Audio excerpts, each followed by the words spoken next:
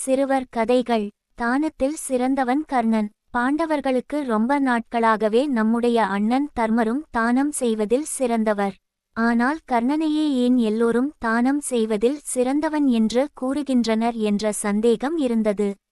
இவர்களின் சந்தேகத்தை அறிந்த கிருஷ்ணன் ஒரு நாள் தங்கமலை, வெள்ளிமலை என இரு மலைகளை உருவாக்கி பாண்டவர்களை அழைத்து, இந்த இரு மலைகளையும் பொழுது சாய்வதற்குள் தருமம் செய்துவிட்டால் தானத்தில் சிறந்தவர் தர்மர் என்று நீங்கள் சொல்வதை ஒப்புக்கொள்கிறேன் என்றார். பீமனும் அர்ஜுனனும் மற்றவர்களும் அந்த இரு மலைகளில் இருந்து தங்கத்தையும் வெள்ளியையும் பாளம் பாளமாக வெட்டி எடுத்துத்தர, தர்மர் அதை உடனுக்கு உடன் நகர மக்களுக்கு தானம் செய்தார். தானம் செய்ய செய்ய அவ்விரு மலைகளும் வளர்ந்து கொண்டே இருந்தன.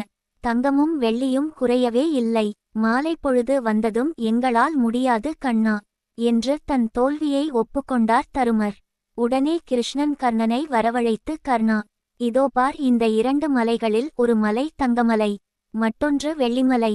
இதை நீ பொழுது சாய்வதற்குள் தானம் செய்ய வேண்டும். பொழுது சாய இன்னும் ஒரு நாழிகை பொழுதே உள்ளது.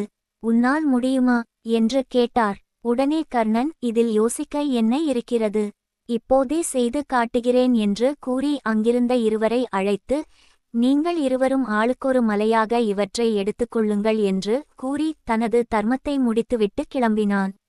பாண்டவர்கள் அசந்து போயினர். அவர்களை ஒரு அர்த்தப்பார்வையுடன் பார்த்து சிரித்தார் கிருஷ்ணன். தர்மருக்கும் பரந்த மனசுதான், அதை யாரும் மறுக்க முடியாது.